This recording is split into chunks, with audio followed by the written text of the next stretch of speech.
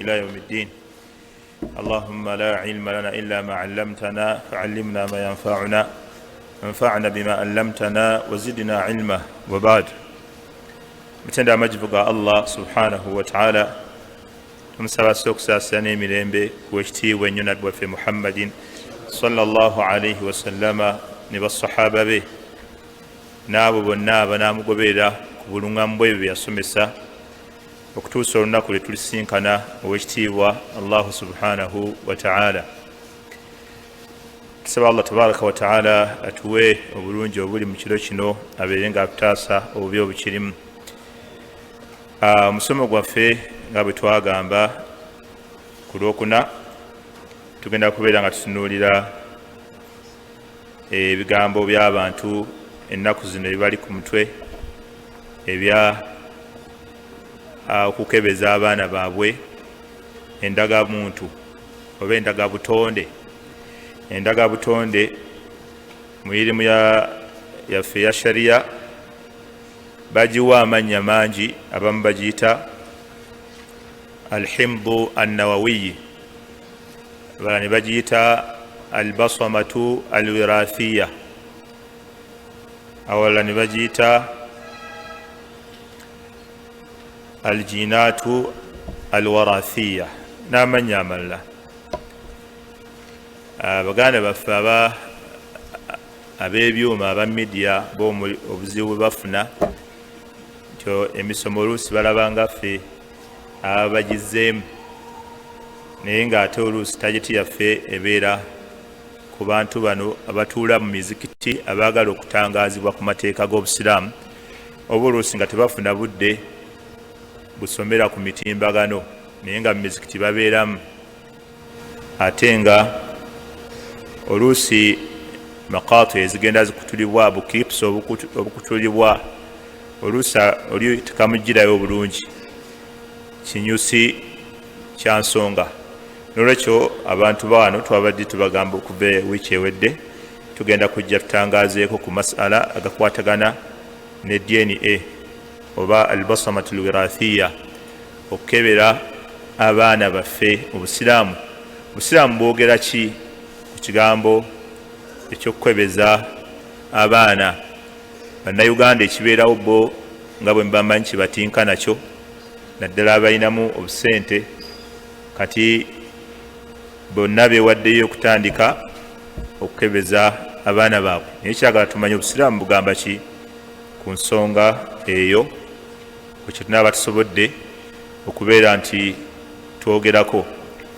Abasiraamu kye twebaza Allah subhanahu wa ta'ala, tewali nsonga egenda kugwa mu nsi muno okutuusa lweriggwawo okujjako nga marji' source abantu gye balina okudda balina kudda mu Busiraamu. Ekyo kikulaga Obusiraamu, eddiini yaffe ey'Obusiraamu nti swalihan likulli zamanin wa makan. Eddiini yaffe ekola eri valid, ekola buli mulembe na buli kifo. Tewali mulembe gugenda kujja nga eddiini yaffe tekolawo. Era nga bwolaba ennaku zino abantu ebyenfuna bonna bwe bitabuka mu nsi zonna, n'emu ku nsi za Bulaaya yavaayo negamba ekiyinza otereeza ebyenfuna byaffe kudda ku Islamic banking, wahatta n'olwaliro Uganda ke kadingidde akaliwo kakudda ku Islamic banking, buli omu gy'ayogerera. Amateeka ga Allah tabaraka wa ta'ala ge gasobola okutereeza ensi eno kubanga gava wa mutonzi w'abaddu abali ku nsi eno. Buli tteeka lye yateekawo yamala kulaba nti eryo lijja batambuza bulungi mu bulamu buno obw'ensi. Waliwo ebitabo bingi ebyogera ku nsonga eyo nga albasamatu alwirathiya li Dr. Umar As-Subair, ne waliwo amajalla ge bafulumya abamanyi nga bakuŋŋaanye buli mwaka nga balina ensonga gye bagenda okwogerako, majallatu lfiqhiya oba majallatu lfiqhi lislami, galimu ensonga ezo nga bazinnyonnyola bulungi. Waliwo ekitabo bakita alqarainu fi lfiqhi lislami, kinnyonnyola bulungi nnyo ensonga eya okukebeza abaana endagabutonde.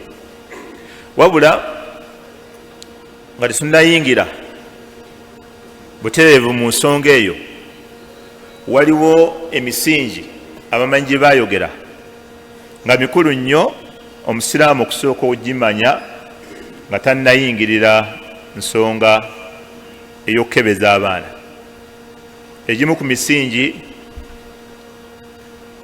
omusingi abamanyi gwe baateekawo bagamba ate nga kimanyikiddwa mu bitabo bya fiqhi, mu bitabo bya qawaid fiqhiya wakadhalika mu bitabo bya usulu fiqhi, abasoma usulu fiqhi bagamba hifdhu al-irdi wan-nasli min maqasid ash-shari'ati al-kubra, min maqasid ash-shari'ati al-kubra. Hifdhu okuuma al-irdi ebitiibwa by'abantu, omuntu n'otomulebula n'otomutemerera n'otomwogerako kigambo kya bulimba, wan-nasli n'okuuma endyo z'abantu, endyo z'abantu ne ziteetabulatabula, ono bamuzaala eno ate ne bamugaba eno, ono bamugaba ono bamuzaala wano ne bamugaba eno.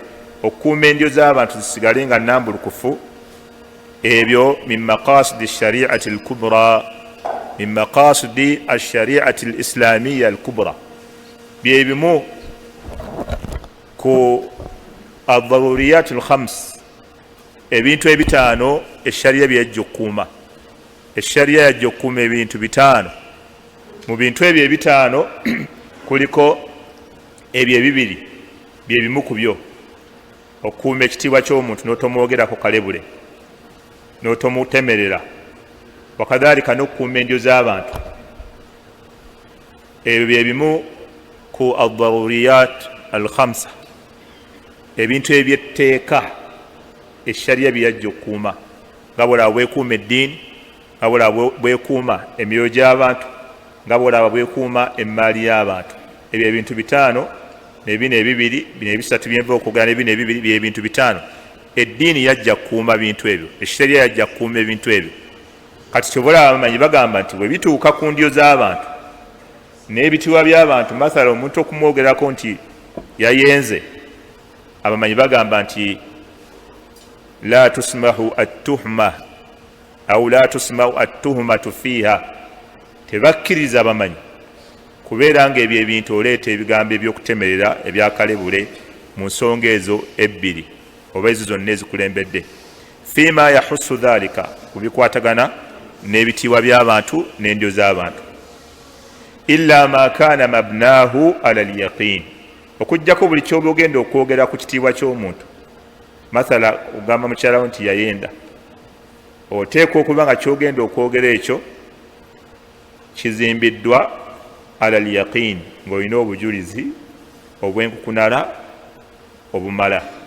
Kati eyo dhabit oba principle oyinza ogiyita qaida nkulu nti ebikwatagana n'ebitiibwa by'abantu, ebikwatagana n'endyo z'abantu, eshariya tekkiriza muntu kwogereramu kalebule okujjako nga kyogenda okwogera okiinako obujulizi obw'enkukunala.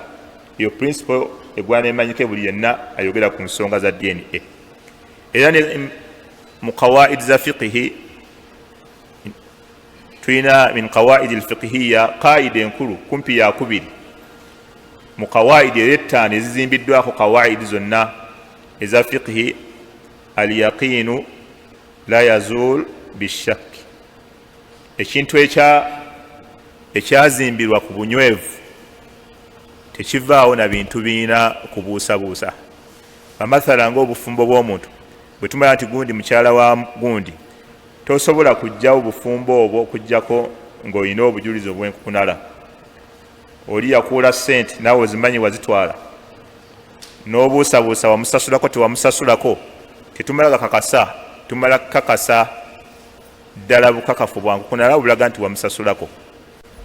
Nafunye ewuzu, kati n'obuusabuusa yampeddeko. Okwo kubuusabuusa tekulina makulu, ekikulu kuba nti tumanyi nti wafunye ewuzu.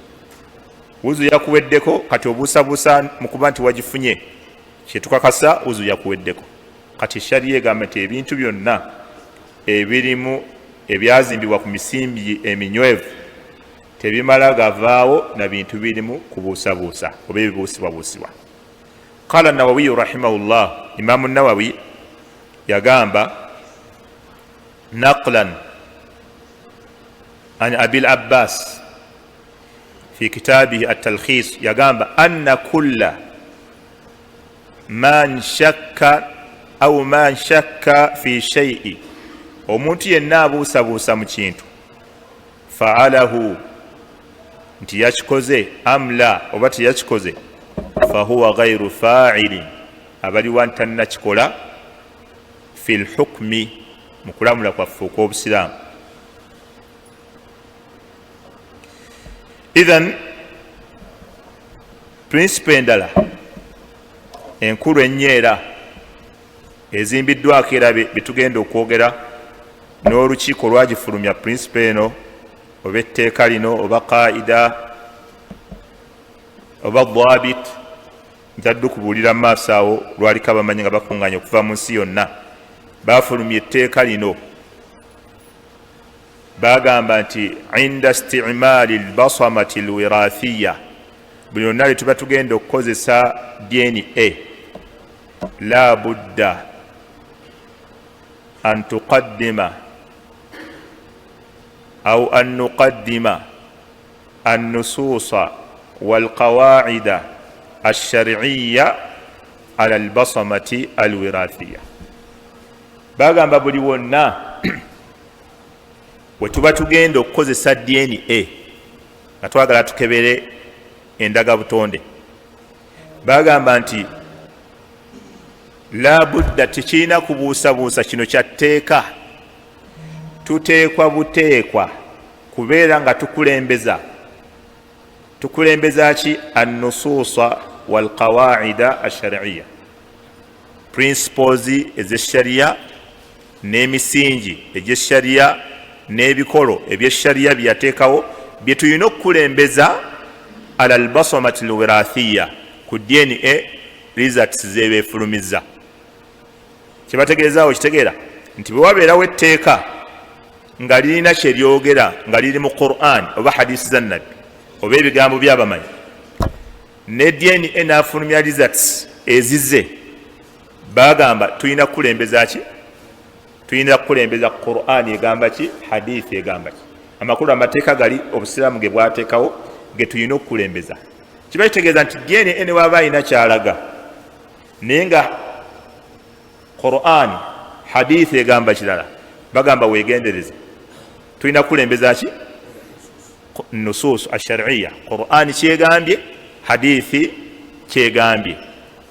Era ne bagamba fala yajuzu, tekikkirizibwa taqdimu albasamati alwirathiya, okukulembeza results eza endaga butonde ala alusuli alshar'iyya athabita, ne tuzijajjatta results za DNA ne tuzikulembeza ku misingi n'ebikolo eshariya bye yateekawo edda ebinywevu.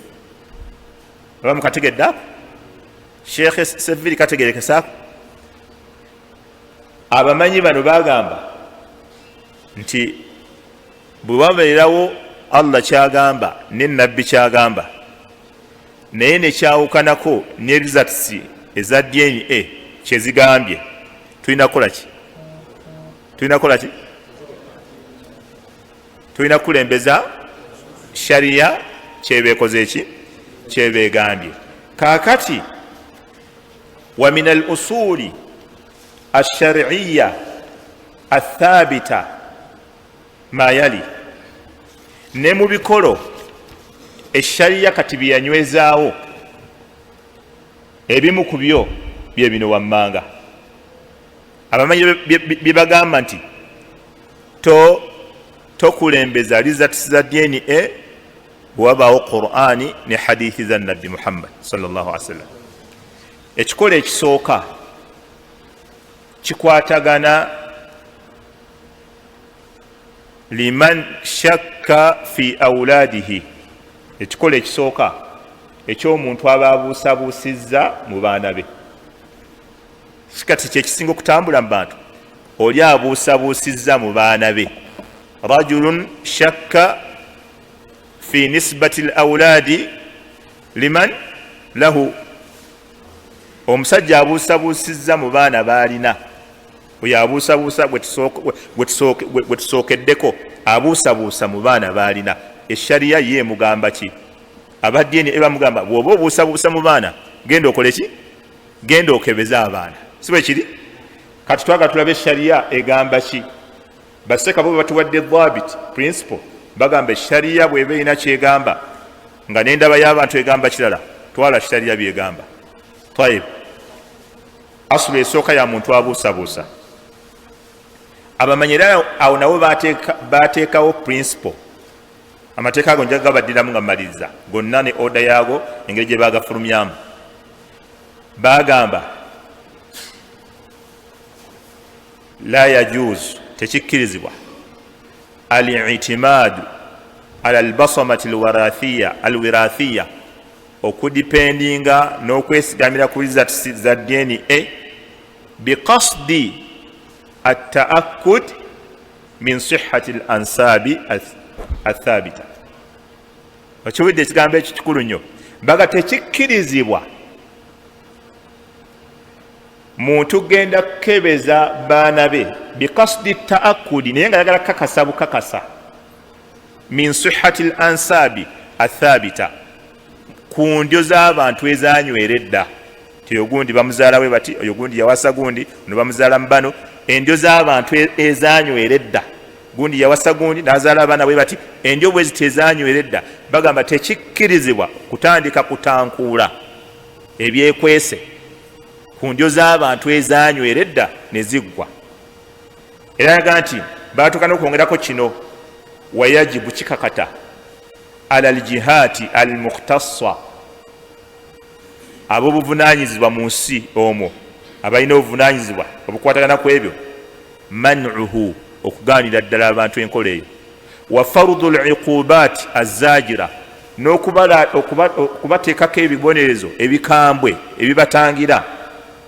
lianna fi dhalika alman' kubanga bwe babagaana okugenda okukebezanga abaana baabwe himayatu lil aradi mulimu okukuuma ebitiibwa by'abantu omuntu obutakera ku makya nga bamulebudde li aradi nnasi wasuuna lil ansab era mulimu lil ansabihim mulimu wasuuna lil ansabihim okukuuma endyo z'abantu zisigale nga zikyali nambulukufu nga ziri wamu nga bwe ziri nga tetuzitaataaganya.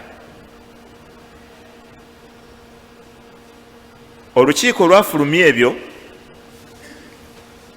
abamanyi bakuŋŋaana mu nsi ye Saudiya mu dawura yaabwe yali ya 15 olutuula lwali lwa 15 lwa mulundi gwa 15 ne bakallafa ne bawa obuvunaanyizibwa bamasheekh abamanyi ba fiqihi ne ba atibba abasawo ne ba mukhtasina abalina nga bo bakenkuka mu kkebera wal khubara we bati babogera we babanyi al fuqaha wal atibba wal mukhtasina wal khubara au al mukhtasuna batuma abantu ba fuqaha abamanyi ba fiqhi abamanyi wal atibba n'abasawo wal khubara n'abalina experience mbyokebera mu lutuulo lwe 15 bagende bakomewo mu lutuulo lwe 16 nga babaleetedde results ezikwata ku DNA era mu busiraamu tumukozese oba letumukozesa. Baatuula ennaku z'omwezi zaali 21 paka 26 mwaka 2022 mwezi gwali gwa 10 ye 2002 ne baddamu ne batuula mu 2012 n'emirundi ejjajja giddako. Kati abo eyo kaida gyenva okusomera ze zimu ku ze baafulumya era DNA erwakkirizibwa okukozesebwa baafulumya ngenda kusomera bano babakuŋŋaanya okuva mu nsi yonna bajje buli omu abakolere bahthi ekwatagana ku ebyo ne balondamu buhuthi ze balondamu nga buli bahthi yo research yo oba nnyonnyola biki byofunye wawolaba sharia wekkiriza DNA waweitemukkiririzaamu era ne bakunakasha mu risala ne bakubuuzaamu ebibuuzo lwaki olaba bwoti lwaki buno obujulizi buli bwe buti then oluvannyuma ne bafulumya lipooti eyawamu bonna bafulumya lipooti eyawamu kati ekisooka bagambye tokkirizibwa kugenda kukebeza abaana ababo mb'oyagala kukakasa oba ddala baki babo ebigambo byabwe ebyo bye baayogera kweyo ensonga esooka ey'omuntu abuusabuusa nalabye obujulizi buno nga bukola ku nsonga yaabwe eyo ye hadithi eya abi hurayra radiyallahu anhu hadithi eri mu bukhari n'ebitabo ebirala buli muntu yenna abuusabuusa mu baana abi hurayra agamba jaa rajulun min bani fazazatan ila nabiyi sallallahu alaihi wasallam omusajja yajja eri nabbi sallallahu alaihi wasallam ng'ava mu abo ba bani fazaza faqala n'agamba nabbi sallallahu alaihi wasallam inna mraati mukyala wange wulidat gulaman aswadan yazadde omwana ne kaddugala yanzalidde omwana kaddugala muddugavu kati riwayati endala zo zikijjayo ng'eya nasaa'i n'endala zo zigamba nti yayongerako n'amugamba ewaffe teri muntu yenna muddugavu ffenna tuli beeru eyo si yeshakka kati afunye okukola ki olwabuusabuusa kyayogera mu maaso ga nabbi afunye eshakka era ekimuleese okukompulenyinga ewa nabbi afunye eshakka mu kumuzaalira omwana omuki omuddugavu ng'ate ye mweru ne mukyala we muki mweru tayib kati zonze usuula abamanyizi bagamba eshariya yo egamba ki then tutunuulira DNA kati omuntu abuusabuusiza mwana agamba nti nzaaliddwe omwana muddugavu faqala nabiyu sallallahu alaihi wasallam nabbi naye teyamulwisa kubanga omusajja yali mulunzi era bagamba riwaya ndaga jaa rajulun arabiy yali musajja munakyalo yeyajja kakati nabbi naye n'amubuuza hal laka min ibili oyinayo ngamiya z'olunda awaka iwo faqala n'agamba qala naam n'amugamba nabbi nzirina nabbi sallallahu alaihi wasallam faqala n'amugamba fama alwanuha kala yazo zalangi kingamiya zo z'olunda awaka qala humrun n'agamba myufu ezo engamiya ezaali zisinga okuba ez'ebbeeyi era ng'abamu abazirunda balunda ezo zokka tibatabulamu ndala kati noono ze yali alunda n'amugamba humurun engamiya zange myufu qala nabbi saa sallam n'amugamba hal fiha min awraqa mulimu naye zekkala endala ezaagala okubeeramu olwa bulaaka wadde zizaalibwa ezo naye zitobekamu olumu zizaalamu ezirimu akabulaaka qala naam nagamu eziri qala fa anna ataaha dhalika qala fa anna ataaha dhalika nabbi namwe kati ezo zivaawa kubanga engamiya zo zonna myufu si bwe kiri bwe zoolunda kati zino ezirimu akaddugavu fa anna ataaha dhalika zo zivaawa qala omusajja n'amugamba asa an yakuna nazaahu iriqu oba oli awo akasaayi ka eri gye ziva bwe baba abantu bayita bajjajja mu bajjajja baazo mwalimu ezo muyinza okuba nga mwalimu ezifaanagana bwe zityo asa an nazaahu iriqu ekigambo nazaa kwe kubanga osikambudde ekintu ku kirala n'osikambula ekintu ziyinza okuba ziina akasaayi akazikola ki akazirondoola okuva eri qala nabbi sallallahu alaihi wasallam n'amugamba wa hadha asa an yakuna nazaahu irqu ebulafudhu ya muslim n'amugamba oba oli awo n'oyo omwana wo akasaayi k'abajjajja be kamulondodde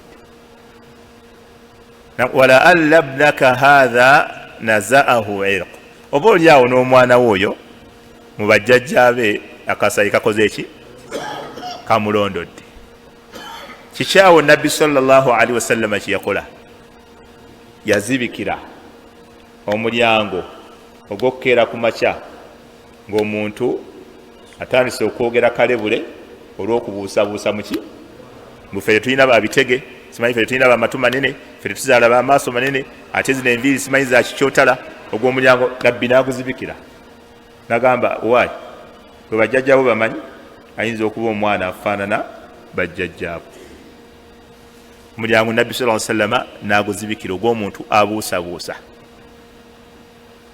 era ekyo hakikatan kibeerawo waliwo dokituru yali atusomesa qadha kitabul qadha bamita Abdul Aziz n'atugamba nti waliwo omusajja era mbawarabu ewaabwe enyini yawasa omukyala nga munne era mweru nga ye musajja yali mutambuze wa safaari ng'abeera mu ngendo kati mukyala we yamuleka ali lubuto agenda okudda nga mukyala we yazaala mukyala we yazaala taliiwo omukyala n'azaala omwana nga muddugavu nga bbaawe ate mweru naye mweru olwamutunulako bw'ati omukyala n'akwata obugoye bwe yayazzemu nabo n'atuga omwana n'amutta ne bamuziika bbaawe agenda okudda n'amugamba munayi nazaala omwana naye ebyembi yafa nga tukyali mu ddwaliro ne bamuziika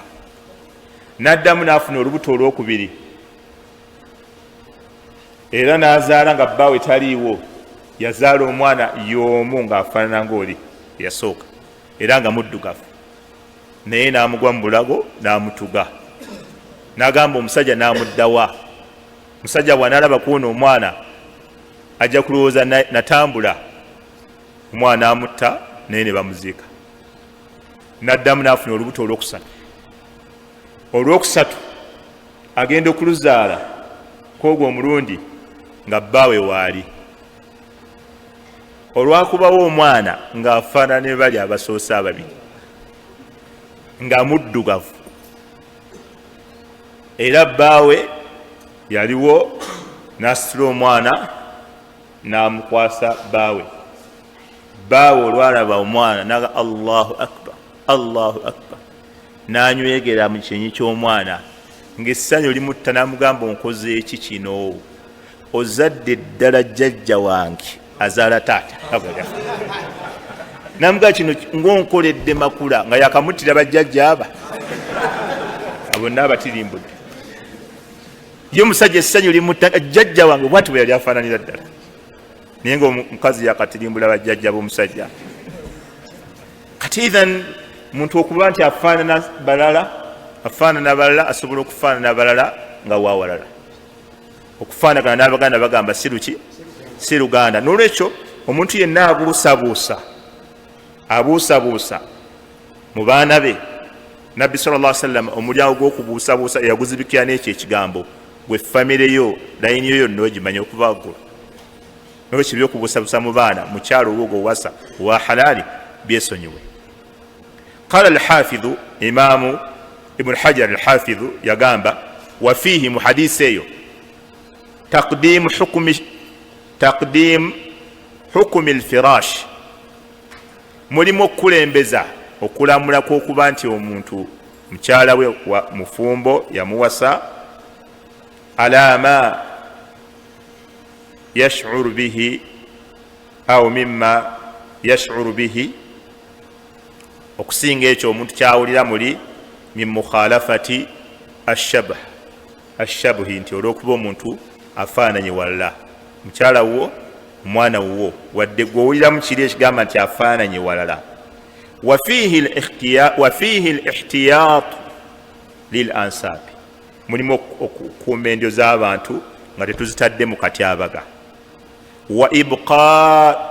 wa ibqa'uha n'okuzisigazaawo wafihi ibqa'uha mulimu okuzisigazaawo ma al imkaani mu mbeera yonna esobola wazajru n'okutangira an tahqiqi dhanni assaw okunywezaawo endowooza enfu omuntu gy'aba ayina ku bantu be. Mu hadisi eyo mulimu okunywezaawo endyo z'abantu zisigale nga bwe ziri n'okugyamu omuntu aba afunye endowooza embi mu baana be nti omulyango ogwo gukole ki guggalewo. Tayib eyo ekyo kikolo ekisooka eri omuntu yenna ababuusabuusizza muki mu baana be. Ekikolo ekyokubiri mu bikolo eshariya bye yanywezaawo kyekikolo eky'omuntu abeera nga ddala mu butuufu alina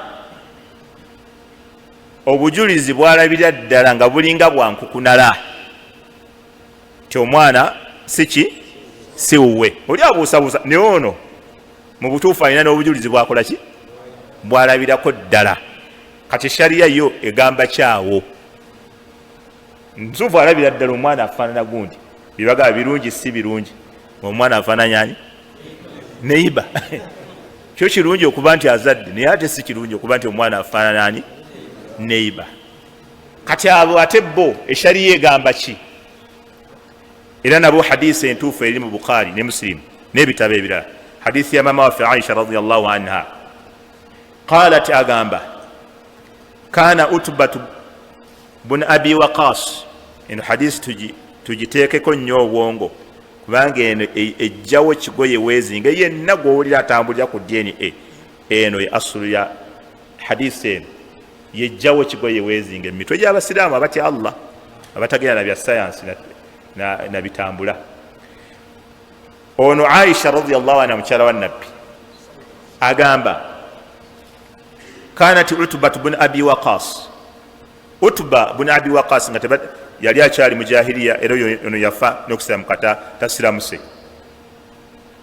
Ahida ila akhihi Saad bun Abi Waqas yali alese alamidde muganda we gwe bayita Saad bun Abi Waqas oyo yasiramuka era ahadul mubashirina bil janna wembasirabidde yomu kubasanyusibwa n'ejjana ng'akyali muki. Utba muganda wa Saad yaleka amulamidde ki kino wammanga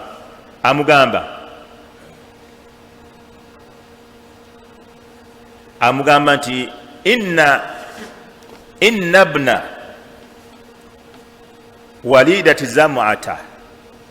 Namugamba omwana omuzaana wa Zam'a gwazaala minni mwana wange faqbidhuhu bujjanga munange omwana wange omujjangayo omusaayi gwange omujjangayo ogujjangayo ne kutazaawa. Qalat Aisha agamba falamma kana aama alfathi omwaka ogwa nabbi gwe yayingirira mu Makka we yakomawo e Makka bwe gwatuuka nga guddewo ekibuga Makka kiwangudde Saadi yajja mu riwaya endala eza hadisi riwayati nazigamba yatunula ku mwana n'agamba ye muganda wange yennyini we yali afaanana. Omwana gwe bamugamba okujjayo tuli ffenna. Kati ye bwe yalaba omwana nga ddala afaananira ddala muganda we akhadhahu Saad bun Abi Waqas. Saadi n'akola ki? N'amugjayo n'amutwala omwana. Kati aba amutwala waqaala ibnu akhi n'agamba ono mwana waani wa muganda wange faqad ahida ilayya fiihi era yaleka amukoze eki amunaamidde nti omwana wange omujjangayo. Faqaama Abdu bun Zam'a waliwo omuvubuka nga bamuyita Abdu erinnya nga lirikomaawo bun Zam'a mutani wa Zam'a oli eyali nannyini muki eyali nannyini mukyala oba omuzaana oyo okitegedde. Faqaala ye n'agamba nayimuka naye n'agamba akhi wabnu walidati abi n'agamba oyo omwana gw'otwala muganda wange era mwana azaalibwa omuzaana waani wa taata wange. Oba seka Thabiti bitegereka bijja bitegereka byenjogera bibulamu katono Twaib kansooke mmale wano katono yokenze mbanyonyole ekibala kitegerekese.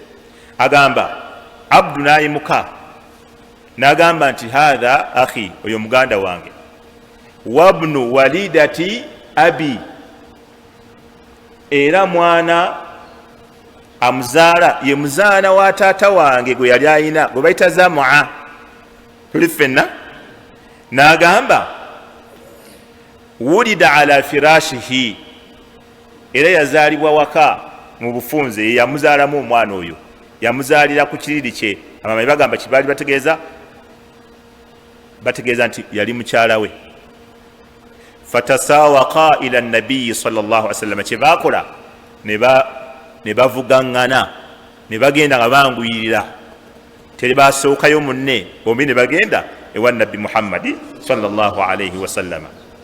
Saadi yasooka nayanja ensonga, jukira n'omwana kati amulina. Kala Saadu, n'agamba Saadu, ya Rasulallah, obanga omubaka wa Allah, ibnu akhi, ono omwana wa muganda wange,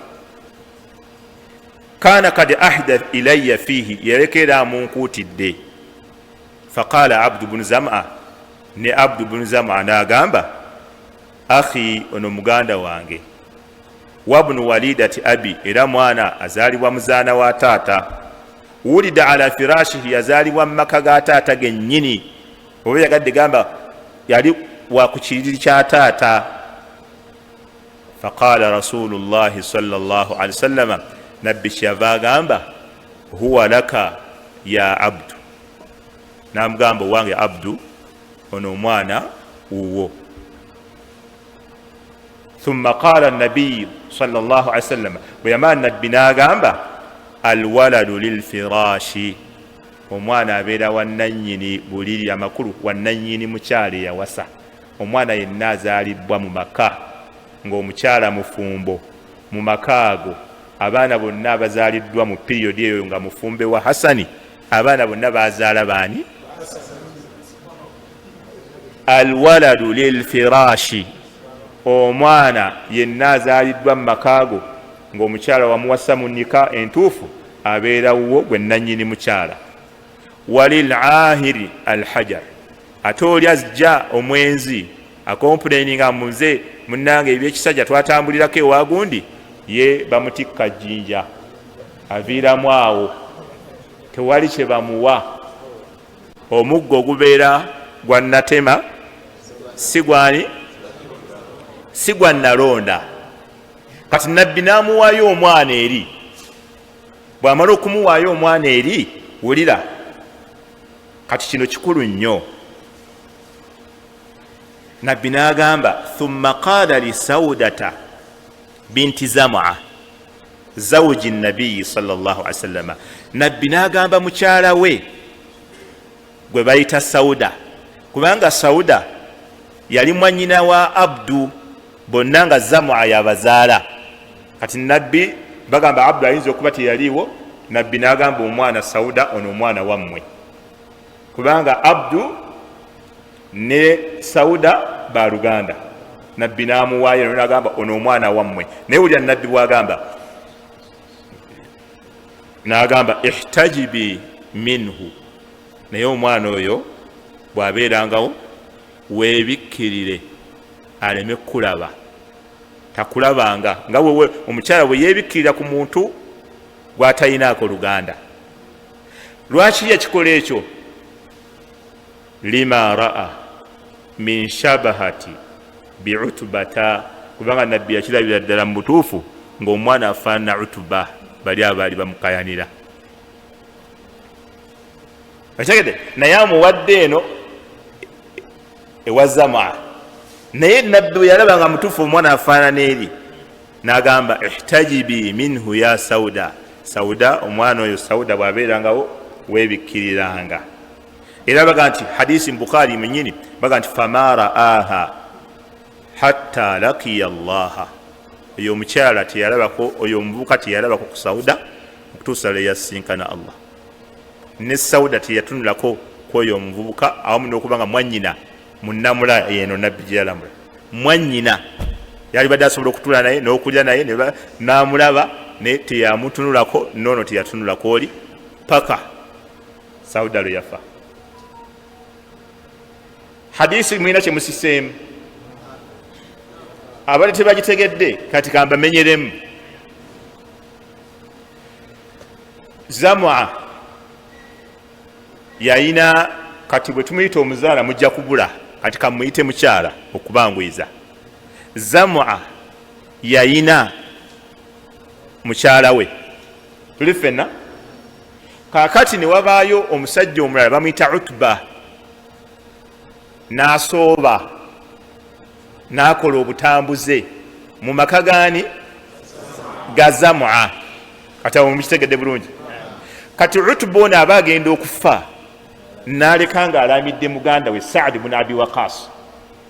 Ngera abaganda baano bwe bakola, ewanneibaawo nno tulinawo omwana waffe, omwana waffe Saabiti tazaawanga okulanga buli kyonna ekisoboka. Omwana waffe n'akola ki? N'avaayo. Musaayi gwaffe tegugenda bwe gutyo, abaffe tebagenda, ab'engabi tebagenda bwe batottayo. Kaakati bw'atyo bwe yakola Utba aba agenda okufa n'alalimira Saad ibn Abi Waqas nti ewazamu awo tulinawo ki? Omwana waffe, omusaayi gwaffe, era omujjangayo. Olabye oli yayenda mu maka ga munne. Kaakano Saad ibn Abi Waqas n'asenguka n'agenda ne Nabbi Muhammad sallallahu alaihi wasallam e Madina, ne bamala ebbanga lye bamalayo. Kati bakomawo e Makka. Saad ibn Abi Waqas agenda otunula ku mwana gwe bamugamba okujjayo nga ddala yabafaanana, n'akola ki? N'abamalayo. N'agamba ono Utba yennyini yazaalira ddala mwana amufaanana nga bwe yali afaanana. Okiraba? Kaakati waaliwo mutabani wa Zam'a gwe bayita Abdu, n'agamba Saadi ebyo byogera si bituufu, oyo omwana muganda wange, era omuzaana wa taata yakola ki? Mu bufunze ga nti muka taata wange yakola ki?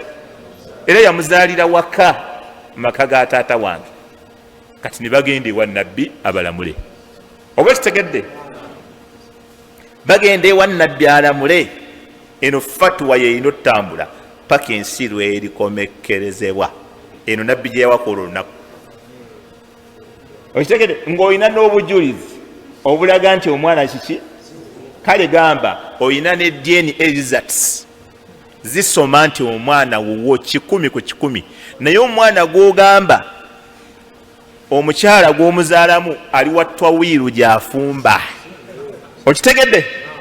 Results z'olina ziraga ki? Nti wuwo 100 ku 100, tewasigaddeyo wadde ka point. Alina n'embaliga ng'ezattwa wiiru. Ono bw'agambye ono munno yasinga okumanya ow'ebyuma. Alina n'ebitege.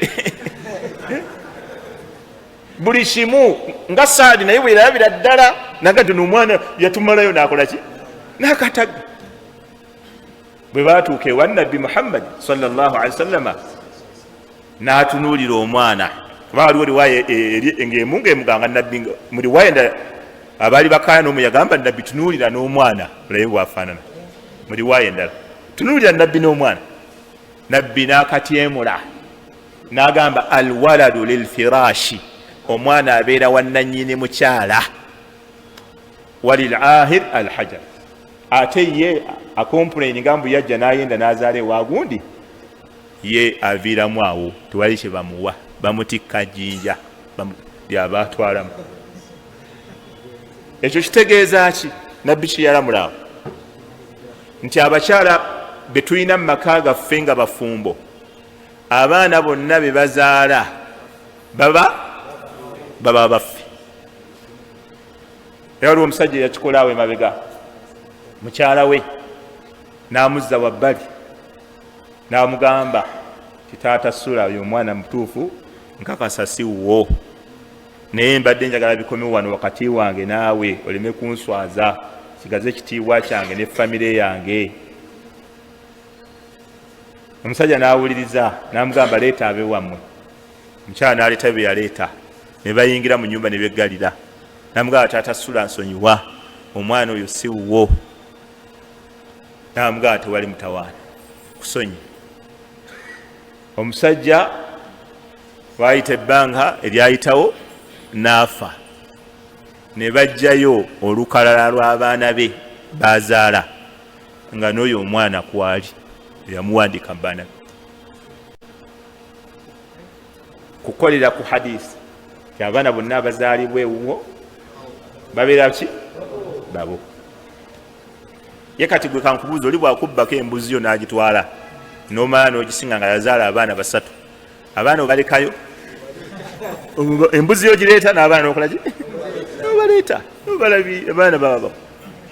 kati nolwekyo eyo ennamule ya sharia oleme kulebula kubanga waliwo akati abagaggwawo kogenda okugundi ku aslu athalith gyetuleeta bwonaogeza okusosonkolaawo olina byogenda okuleeta era kyobalaba nadde nziramu abantu abagamba mbuno seeka ebyuma mubireke bikole ogwabyo biramule abantu abaana abatali baffe n'abaffe kubanga bakyala badde basusse obutambuze nembagamba gwanya akulowoozesa nti ebyuma bye biyinza okugjawo obutambuze obanga atugamba nti buli agenda n'atambula alina okufuna olubuto bwekiri kitegeeza tyova olaba nabagamba nti eshariya eyaffe tefa nnyo ku baana kubakebera wabula Allah yaffa kulwanyisa kyekivaako abantu okwagala okukebeza abaana olowooza kyekireetera abantu okubuusabuusa mu baana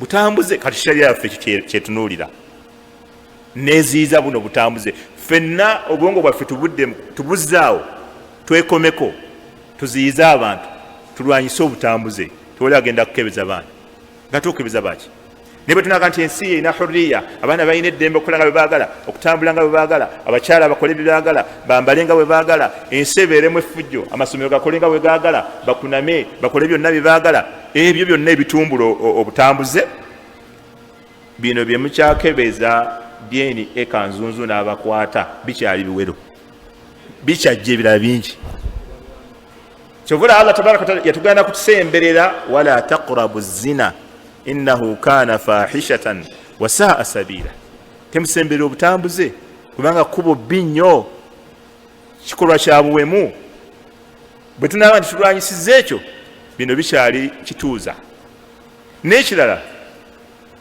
buli lwosalawo okuggulawo omulyango gw'okettaketta teri muntu yali akessekesse n'avaayo nalizatisi nnungi ekyo kitwale ngaokijja kunze ne bwaba mukyala ng'akettaketta essimu ya bbaawe n'amulaba ng'agenze mu kinaabiro n'agigwako n'akebera oba yeebasa ekiro n'agijjayo emitwetwe n'akebera ayendinga apo ng'awoloma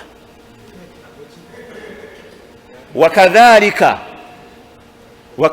era bwe kiri n'abasajja abeetekamu kanzunzu mu bagenda ku DNA 95% bavayo nga bawoloma era omwana gwe nali mpadde obusika nadda ku TV omusajja omukulu nananika okukaabira ensi era omwana gwe nali mpadde obusika omusajja omukulu ukaaba ki ani yagamba ogende mu DNA ukaaba ki era omwana wange bazise omwana wange ono gwe badde namu essuubi lyonna ani ali jeemu gwoli jeemu ayinza n'okuba ye mugezi gw'obadde olina mu famire nga yagenda n'okukumaakuma banne ate gwe omugjeewo olwa kanzunzu abasiraamu tetukola kanzunzu nga tulina nusuusu ashariya ate gwe okaaba mu bantu nafudde edda olebula abantu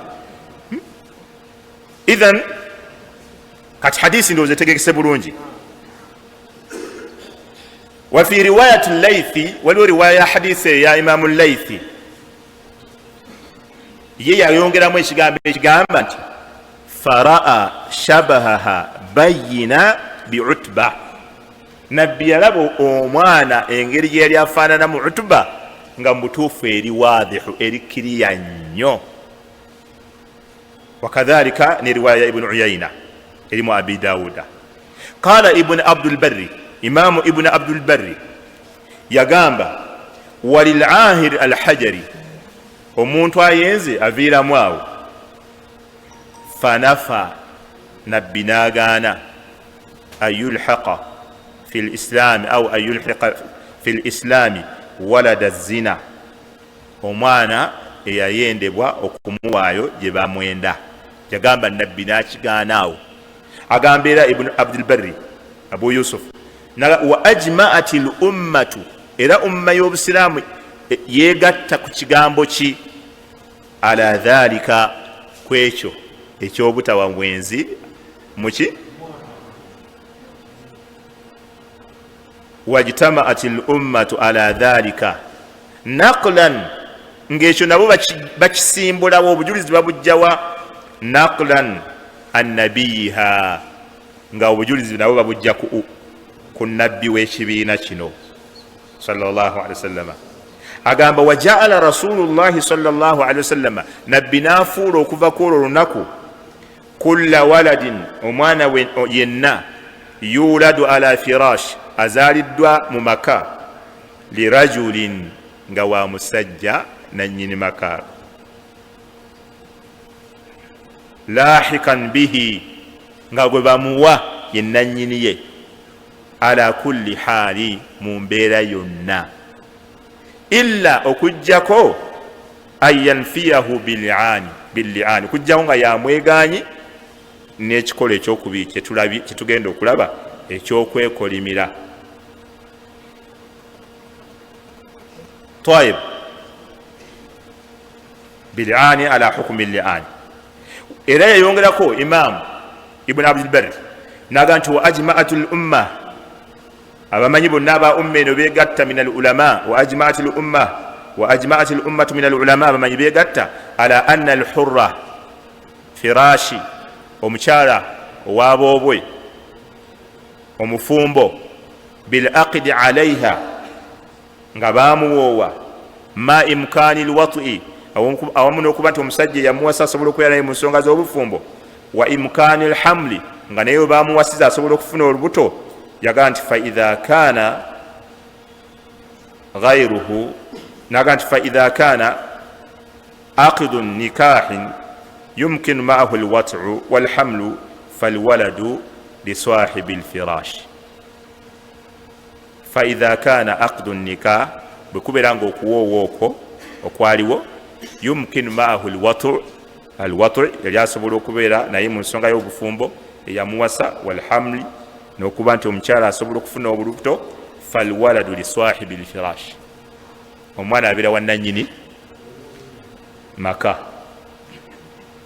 la yantafiya anhu abadan tasobola kumugibwako lubeerera bidawi ghairihi olwokuba liwazze n'amukomplaininga mbuwuwe wala biwajihin min alwujuhi tewali mbeera yonna gyosobola kumwegaana illa billi'an okujjako nga mwekolimidde. qala ibnu lqayimi rahimahullah fi zadi imamu ibnu qayim naye bwe yali ayogera ku ebyo ebikulembedde ya hadisi eyo yagaa nti fahatha alhukumu annabawi okwo okulamulanga bwe mukuwulidde okwa nabbi okujijiira abantu abamu yagamba aslun kikolo kinene nnyo fi thubuti nasabi lilfirash okunywezaawo olulyo kwabannanyini mukyala. naga nti wa fi anna al ama takunu firashan bilwat'i nti era ama naye afuuka nanyini abeera mukyala wooyo abaddeko naye ama ng'oli bwe yazaalamu abalibwanga omukyala abaana bazaala abannanyini omukyala ali hurra. wa fi anna shabaha ibn qayyim alonga wa fi anna shabaha era omwo mulimu okutegeeza nti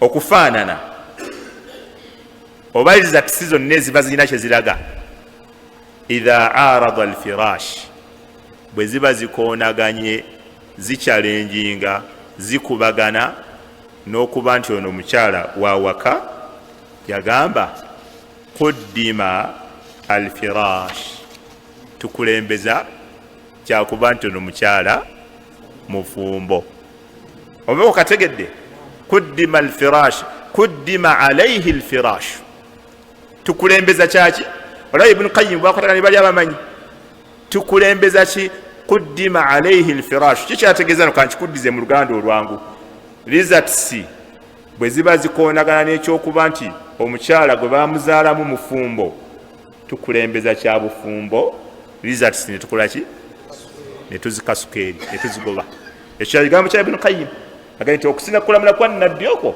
kitegeeza nti okufaanana oli alina gwafaanana oba alina results zo naye zikoonagana n'obujulizi bwa nabbi kuddima alaihi alfirash fitwala kyakuba nti omukyala abadde muki abadde mufumbo. tayib ekikolo ekisembayo alli'anu min turuqi nafyi alwaladi almashru' al-li'an. Buli muntu yenna ayagala okwejjako abaana oba omwana gwalaba nti si wuwe, obusiraamu naye bwamuwawe out. Ye asulu eyokusatu. Asulu esooka yabadde kwabuusabuusa, eyokubiri alina n'obujulizi mu butuufu obukolaki, naye era omwana tebamuwadde bw'aba yayenda bwenzi. Kati omuntu olwo akola atya? Sibe kiri okyabuuza omuntu kati akola atya? Oli ayagala kukola ki? Kwejja ku baana mutuufu naye bakakasa nti siki sibabe, kubanga bakwewaza okumala googera njwanjwa nogamba mukyala wange alabika yatambula. Ekyo okwogera nti mukyala we yatambula nga tolina bujulizi ng'ogalamira, baba balina okukukuba. Kati naawe okwewonya okukukuba nga tugenda wano siteepu eyokusatu yeya al-li'aanu, okwekolimira. Kyova olaba omuntu ekkubo lyayinza okuyitamu lyokka ne yejjako omwana lino eryokusatu lyakwekolimira. Hadithi eryo nali abamanyi basooka ne balisimbako dhabit principle ba qaida, ne bagamba la yajuzu, tekikkirizibwa shar'a mateeka gaffe ag'obusiraamu, al-i'timaadu ala al-basamati al-wirathiya, okudipendinga okwesigamira results eza DNA fi nafyi nasabi, ng'omuntu agoba ki yegobako omwana. Wala yajuzu taqdimuha ala al-li'an, era results ezo tekikkirizibwa kuzikulembeza ku kkubo Allah lyatuteerawo ery'okwekolimira. Kati ne wano kiba kitutegeeza nti tosooka kugenda mu kukebera DNA ate n'olyoka ojja okwekolimira. Lumba bulumbi omanyi nti kati ngenze ku front yakwekolimira, totusooka mu DNA okebera results ate olyoka ojja ewakaavu. Nedda, bw'olaba obuusabuusiza omwana lumba, ne Kulaani yongere kuli wano mu nsawo, olumbe imaamu oba qaadhi oba mufti oba amiru. Obujulizi ku kyo kye bayita li'aanu kyeki okwekolimira. Shahadatun, kubeera kuwa bujulizi. Muakkidatun bil aiman, naye nga bukakasibwa n'ebirayiro mu bulayirirako. Makurunatan bil li'aani, naye nga ebirayiro ebyo bye mulayira bitambulira wamu n'okwekolimira. Olayira emirundi ena, ogwokutaano ne weekolimira bw'oba oyogera bulimba. Kubaako okwekolimira nga ne Kulaani yo giina.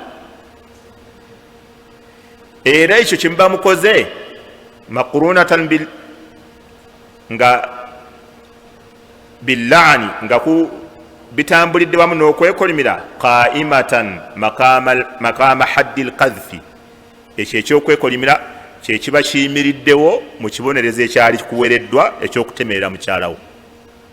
Kaso mwekolimira oba tokyawereddwa kibonerezo ekyokukuba kibooko emmeka ekinaana. Fi haqqihi, ku sayidi ey'omusajja. Wa maqama zina fi haqqiha, era ekyo kyokukolimira kyekiyimirirawo mu kifo ky'omukyala gw'obadde oyimiriza, gw'obadde okakasaako nti yatambula. Kasita naye nakkiriza n'akolimira naye n'akuddiza, naye ekibonerezo eky'obwenzi kiba kikoze eki? Kiba kimuvuddeko naye. Kati gwe kasita okolima, kasita olayira n'owa obujulizi bwo ne weekolimira, n'omukyala n'agamba busungu bwa Allah mubeereko, nga qaadhi abaawula n'omwana gw'ogamba nti si wuwo, awo aba takyali wuwo. Era qaadhi bw'abaawula tewaba na idda, mukyala atambula butambuzi n'agenda, naawe n'ogenda ku ebyo. Muba muli mu maaso ga Allah,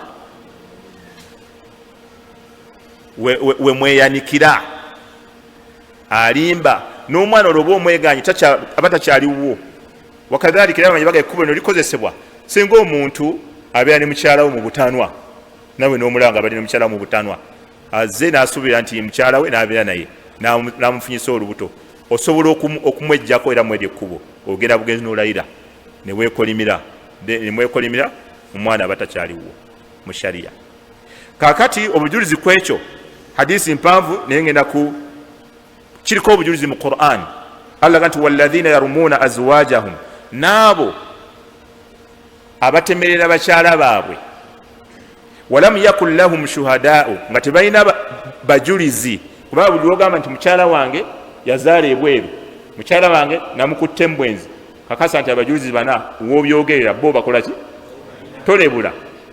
Kuba bwe batubalina kashi n'obyogera oba olebudde ng'omanya emiggo gisembedde. Kati Allah agamba nti abo abagamba bakyala baabwe nti bayenda bazaala ebbali oba babakwatidde embwenzi naye nga tebalina bajulizi bana, Allah yagamba nti walam yakun lahum shuhadaa'u illa anfusuhum, okujjako nga bo bennyini bebajulira, talina mulala wabula ye ajulira yakiraba era kirinako obukakafu.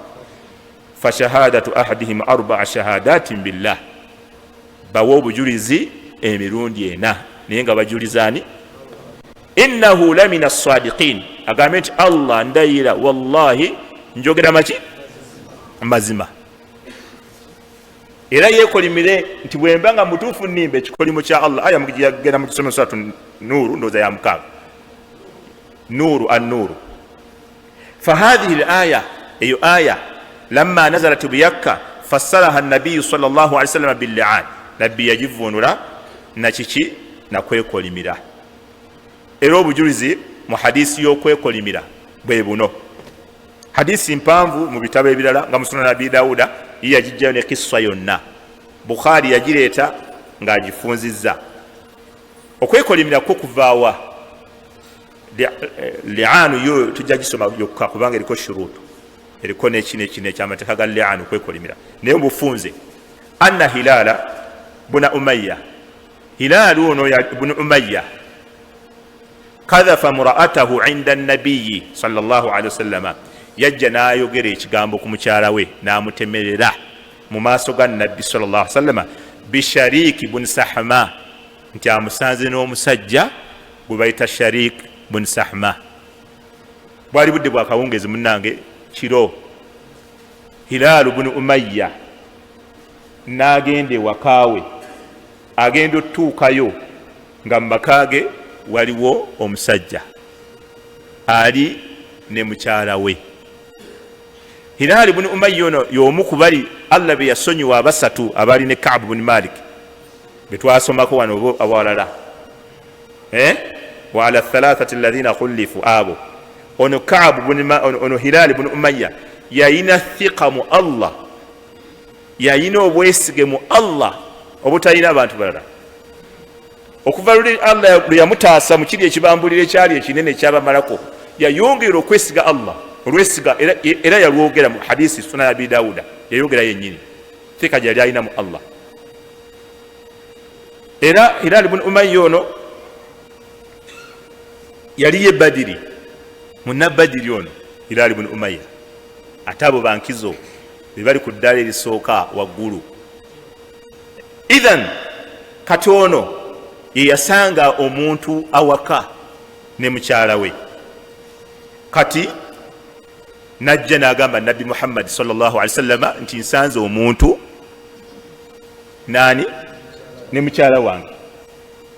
Riwaya endala ya hadithi ndoza mu Sunan Abi Dawuda yayogera ebigambo bino, n'agamba sami'tu wa ra'aytu,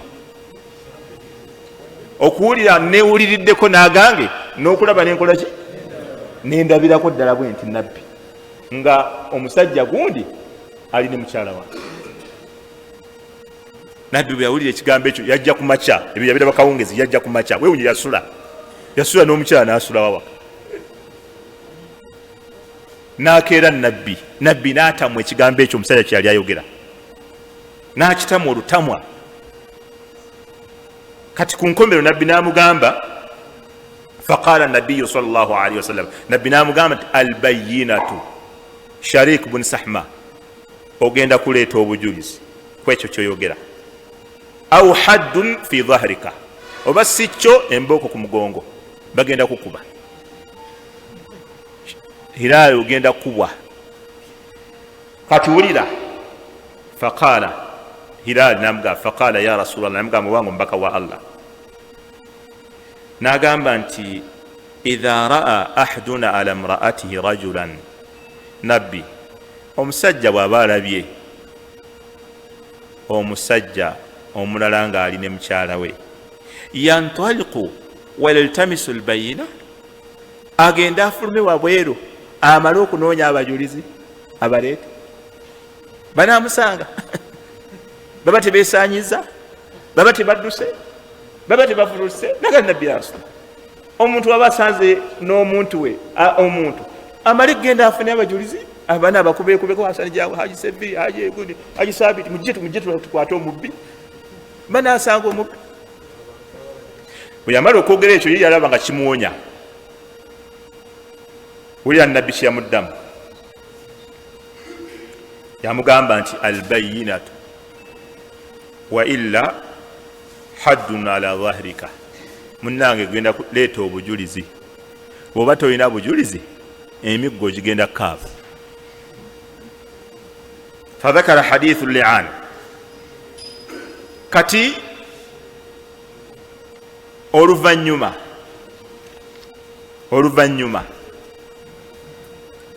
shari oyo Hilal ibn Umayya yennyini n'agamba ya Rasulallah, wallahi sigenda kukubibwa, Allah ajja kuntaasa.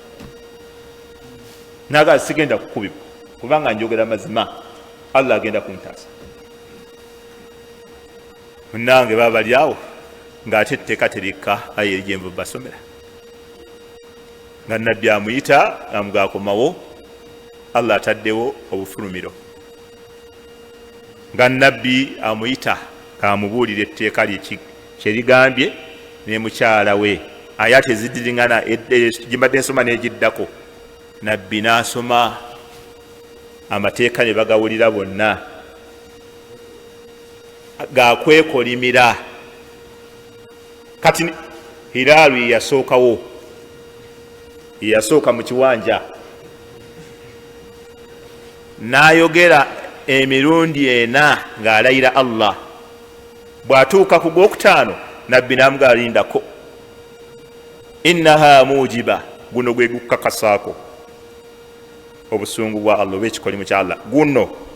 Era bamanyi baga nti bw'abeera imaamu awo alina osooka n'abasirisaamu ku mulundi oguddako ogwo, ogwokutaano alina obbasirisa namuga sooka olinde. Bwe yamala yeena ku gwokutaano nabbi n'amugamba lindako, guno gwe gukakasaako ekibonerezo ekikolimo kya Allah, obusungu bwa Allah. N'amubuulirira n'abagamba, abange mummwe ababiri waliwo ayeenenya neyeesonyiwa n'ayogera amazima, bino ebyensi bitono n'ebiwa Allah binene. Hilal ibn Umayya n'amugamba ya Rasulallah, Allah tagenda kunswasa, njogera mazima. N'amugamba katyemule, n'akatyemula n'agamba ekikolimo kya Allah yiwallaana, omusajja abeera wallaana, si bwe kiri? Ekikolimo kya Allah kimubeereko bw'abeera nga ki? Soma aya tuwulire ku nkomero yayo, tunagiraba temubikuddaawo mwenna. Walkhamisatu anna la'nata Allahi alayhi in kaana min alkadhibin. N'agamba ogwokutaano agulayidde ekikolimo kya Allah kimubeereko bw'abeera abadde ayogera bulimba. Nabbi n'agamba nti aha, omukyala naye n'ayingirawo, n'alayira ogusooka, n'alayira ogwokubiri, n'alayira ogwokusatu, n'alayira ogwokuna. Nabbi n'amugamba alindako, n'amugamba mukyala gwe toyinza kwenenya, toyinza kwekuba mu kifuba, toyinza kutya Allah. Bino ebyensi bitono n'ebiwa Allah binene. Fasakatat Hunayya, omukyala yasiriikiriramu akaseera ataawo ye ne kawanvuwamu.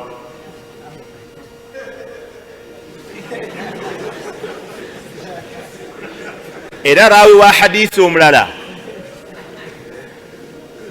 ayitibwa Ibn Abbas radiyallahu anhuma yagamba nti paka lwe twalowooza ffenna nti agenda kutaraja, agenda kukola ki?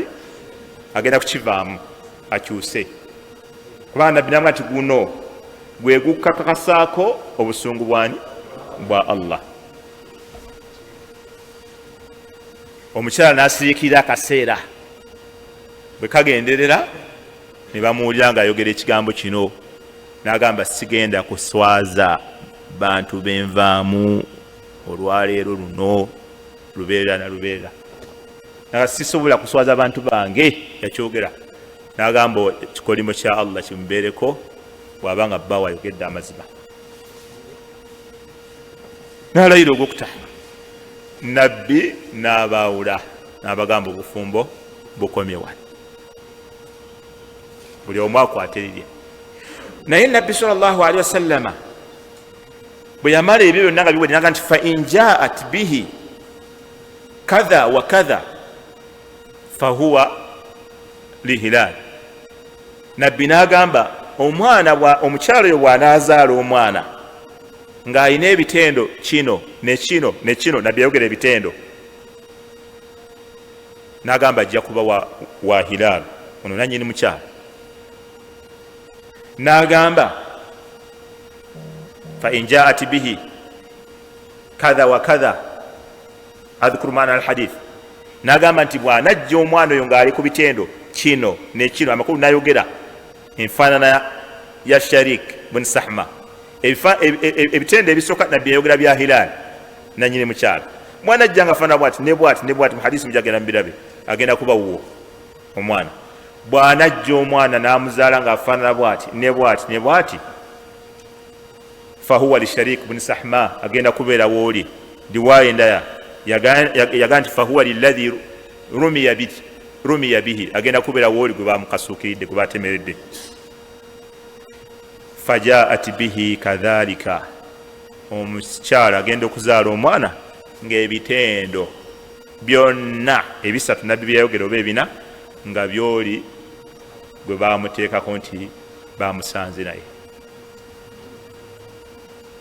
Faqala nabiyu sallallahu alaihi wasallama, nabbi kyava agamba ekigambo kino, laula ma mada min kitabillah, senga sikuba nti etteeka lya Allah lyamaze okuyita, lakana li walaha sha'an, walibaddewo wakati wange n'omukyalo oyo ensonga endala.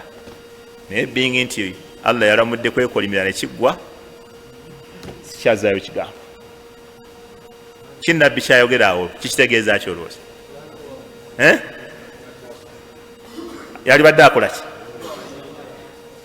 Sikuba tekiba kuba nti Allah yabadde amaze okusalawo ne beekolimira ne kiggwa, walibaddewo wakati wange n'omukyalo oyo ensonga. Era omwana yamuzaala, mu hadisi bagamba nti wakana yunsabu ila ummihi, baali bamunasaba ku maama we. Wakana amira fi Masri fi ahdi Amr bun As, era yaliko omukulembeze oyo omwana yennyini ow'e Misiri ku mulembe gwa Amr bun As. Mwana oyo ne bamuteekako oti nga bamunasaba ku maama we. Ekyo nno nabbi kyayogera kiwa buli seeka yenna, buli muwalimu yenna n'omusiraamu yenna atya Allah, obutakuba kifuba wadde okujerega wadde okulengeza okulamula kwa Allah. Wulira nabbi yennyini aga tekiba kubanga okulamula kwa Allah kwamaze okuyitawo, mu butuufu walibaddewo wakati wange n'omukyalo y'ensonga. Naye kasa beekolimidde, katukireke. Kati ne bw'oba onnyonnyola tolengeza tteeka lya Allah, bino toleeta hadisi za nabbi, bino toleeta toyogera bwoti. Nabbi laba yeewala okulamula kwa Allah. Allah baba afa hukma aljahiliyati yabghun, okulamula okwa jahiliya kwe mwagala. Waman ahsanu min Allahi hukman liqaumin yuqinun, ani ayina okulamula okusinga okubeera okulungi atali Allah eri abantu abakkiriza. Allah amala okulamula ate naye n'ogamba k'abantu ne bwe banakola research ezimeka, ne bwe banawandiika ebitabo bitya, ezo ijtihadaati zaabwe kunyiikira kwabwe ng'abantu basobola okwogera ekituufu oba ekitali kituufu. Wabula ffe bwe tulaba Allah kyagambye ne nabbi kyagamba, kyetukola ki?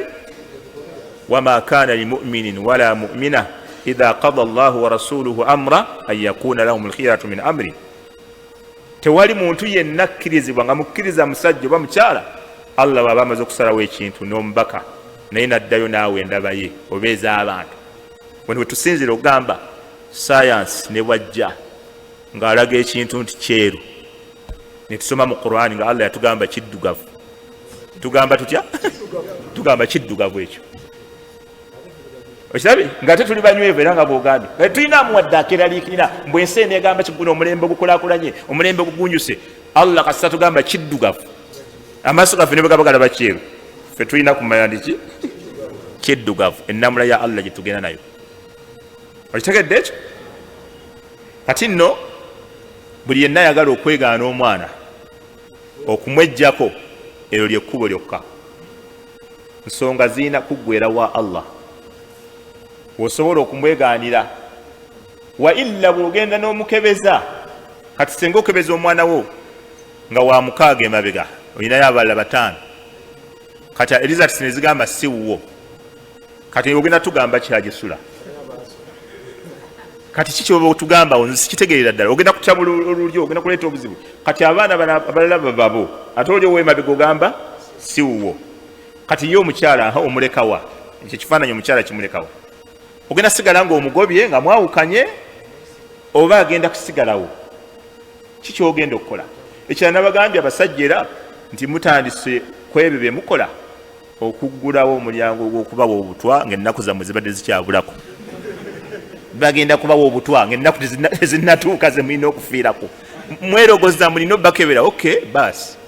Osinga kuwoomera nkoko nkulu, baasi ajja zigula kilo namba ya nkoko nkulu, ogw'omumwa gujjewo. Ogenda obakebere mu kabbuli, genda obakebere mu kabbuli, tuggyeko olujanja. Siba kiri Haji Saabiti bajja kubatta ebigambo, mugenda kukebera abaana olugezigezi awo mweteekamu ebigambo gambo, mpa abaana ntambuleko n'ababiri bano ndabe ndakudda ku lw'omukaaga nabo obatwala wa? Nedda ssebo, va mu bigambo by'okukeberakebera abaana. Ye ebyuma gwe olowooza otya nti obyesiga 100 ku 100? Ye obyesiga otya 100 ku 100? Bisobola okutanwa, obuzibu busobola okubeerawo, n'abakozi ba ssente basobola obiteekamu ssente ng'oli yagala dde okwegobako omukyala n'omwana n'ateekayo ssente ne bifulumya Elizabeth endala, n'ateekayo omudidi gwa ssente Elizabeth ne zifulumya endala. N'olwekyo abasiraamu tulina ennamula yaffe ey'obusiraamu etukola ki? Etumala. Even olukiiko olyo lw'abamayiro nabagambye lwafulumya mu dawula eyalwo mu lukuŋŋaana lwalwo olwa sadisata ashara ne bafulumya bino wammanga bye mmaliriza nabyo. Anna albasamata alwirathiya DNA yu'tabaru atwalibwa akozesebwa fil jaraimi mu misango allati laysa fiha haddun shar'i wala qisas. Kyekyo Sheikh Abdul Aziz, allati laysa fiha haddun shar'i wala qisas. DNA we tukkiriza akozesebwe wateeka okuba anywezaawo obujulizi ku muntu emisango sange emirala naye nga tegiriimu haddi kibonerezo. Mathala nga Allah bwe yagambira nti omwenzi attibwe, omufumbo. DNA bw'aba ayimirizaawo obujulizi, mathala oli ayagala kuleeta bujulizi mu kkooti nti mukyala we yayenda attibwe, nga n'obujulizi bw'ayinza okukozesa genda n'akebera omwana, tugamba awo DNA era takola ki? Kubanga ekyo kiriko haddi. Oba kiswasi okuwoolera eggwanga, DNA era awo takola. Oluvannyuma ذكر المجمع الفقهي الحالات التي يعتمد على البصمة الوراثية. Oluvannyuma olukiiko olwo lwagenda okufulumya ebigambo byalwo ebisembayo, lwafulumya engeri ze tukkirizibwamu okukozesa DNA nga ze zino wammanga.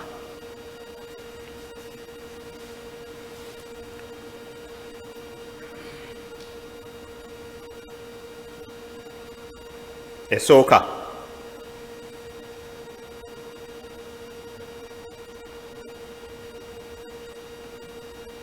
حالات التنازع على مجهول النسب بمختلف صور التنازع التي ذكرها الفقهاء رحمهم الله، سواء كان التنازع على مجهول النسب بسبب انتفاء الأدلة أو تساويها أم كان بسبب الاشتراك في وضع الشبهة ونحوه. abamanyi bagambye embeera esooka gye tukkizibwa okozesa DNA senga wabeerawo kukayanira omwana naye ng'ali majuhuli nasabi, tetumanyi ddala baani abamuzaala,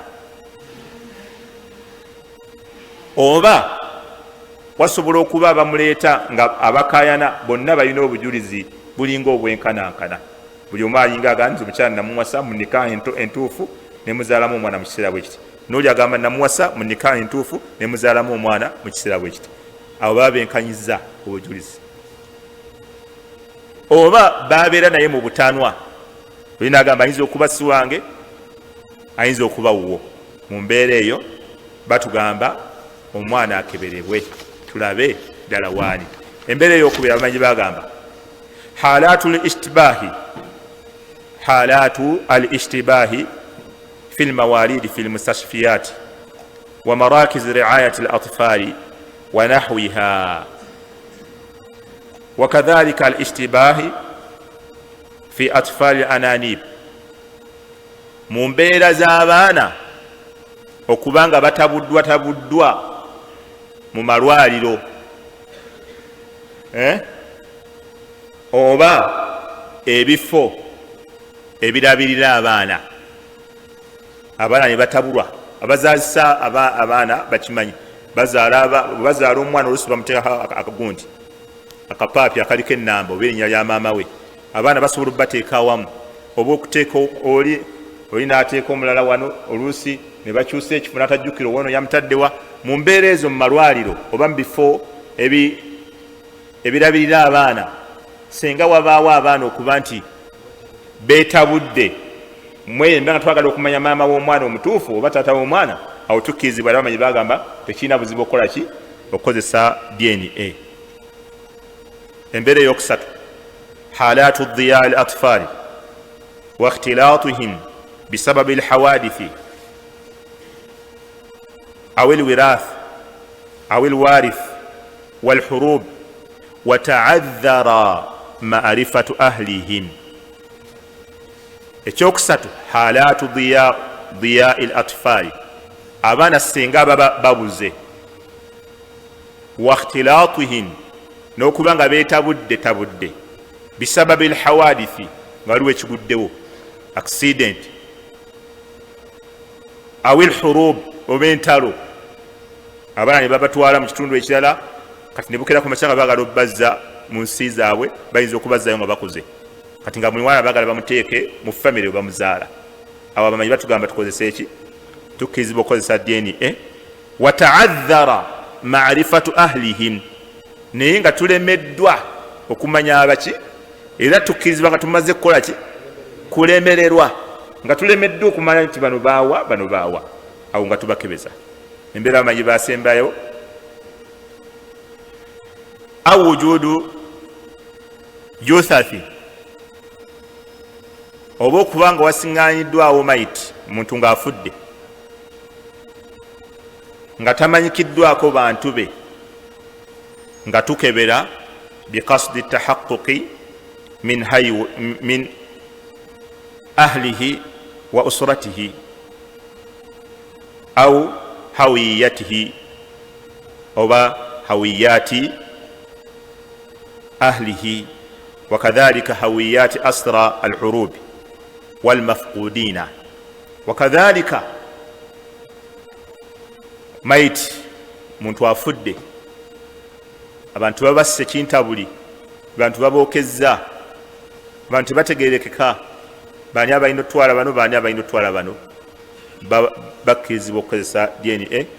Buli bantu ne babawa abantu baabwe, ne babatwala ne bakola ki, ne babaziika. Wakadhalika n'abasibe bagamba okukebera abasibe, asobola okukebera abasibe okumanya ddala obutuufu obubakwatako, wal mafqudiina n'abantu ababa baabula. Amathala ekyokulabirako, law hadara shakhs baada wafaati abawaihi wa arada an yaritha, omuntu senga akomawo abakadde be baafa n'agamba wawakaawo era ayagala okubeera nga asika. Kati abaliwo ne bamwegaana ne bagamba ffe tukola ki, tetukumanyi. Mweyo embeera amanyi batugamba tukozese DNA ku muntu akomyewo ng'abadde yabula, tukakasize ddala nti wano we bakola ki, wano we bamuzaala asobole okufuna hakki ye. Wa amma ebisigadde, omuntu waba abuusabuusa mu baana be tatawaana okwetantala ebyuma ebikola ki, ebikebera. Nabbi yamugamba naawe era yinyo tomanyi gyekola ki, gyeva. Bayinza okubeera okulaba nga ataliwo ng'afaananya bajjajja abo aba 26. Ekyokubiri, omuntu alabira ddala nga waliwo obubonero obulaga nti omwana teyaliba, naye yaliba nga si buki. Naye Nabbi sallallahu alaihi wasallam yagamba alwaladu lilfirash, omwana abeera wa nannyini maka. Bwe totawaananga okujja ng'osaba omwana, batera nnyo okujja ng'oli yafa. Mune twatya okujja nga mukulu munnaffe akyaliwo, tekirimpa bakweta ali kirima, twatya okujja nga akyaliwo ate tunayogera tutya mukulu munnaffe alikirima, ne tulinda Allah amale okumujjulira rahimahullah. Rahimahullahi kaif, ne tulinda Allah amale okumujjulira rahimahullah, ne tujja kati mwana tubaye tukoze eki, tubaye tumuddukidde. Omwana oyo owokusatu oyo w'ebitege weeno waffe balinda ali kirima n'amala okola naye twakwatibwa ensonyi nga zinatukwata, tunajja tutya nga mukulu munnaffe akyaliwo, olwo basenga be bazze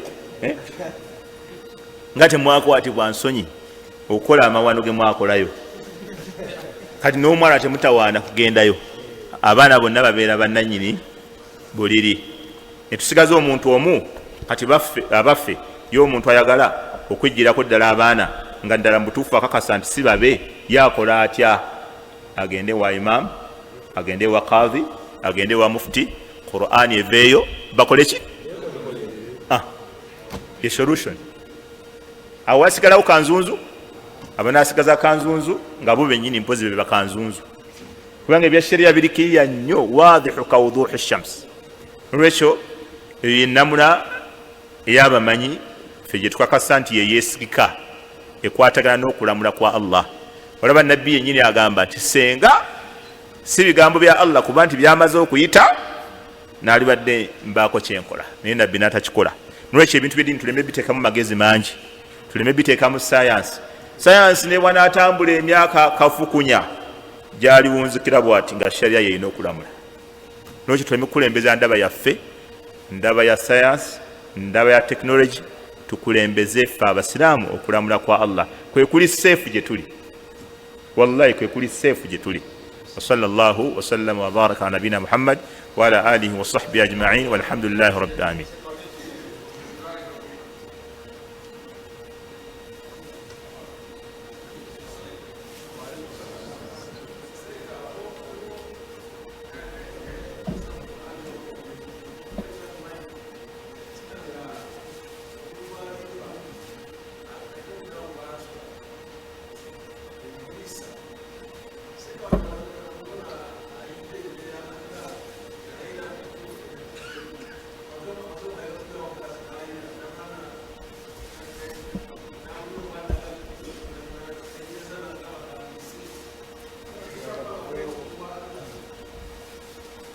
La okukulamula okubadde mu maaso ga qadhi tekugibwawo, era singa kwali kugibwawo Nabbi yali soso kujjawo.